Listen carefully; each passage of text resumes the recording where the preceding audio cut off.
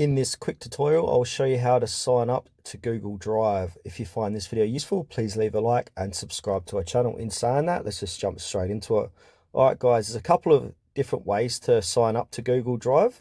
The first way is to go ahead and download Google Drive onto your phone. So you go to your Play or App Store, download Google Drive, and then once you've downloaded and installed it, just go ahead and open it. Mine's already logged in. So once you've opened up Google Drive for the first time, it will ask you to sign in with your Gmail address, sign in, and then that means you are signed up at the same time.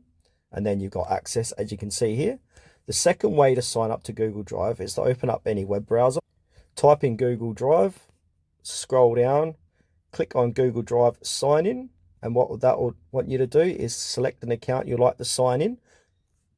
So I'm going to choose this account here, click on OK, and now I'm signed in, aka I've created an account in Google Drive. It's as simple as that, guys.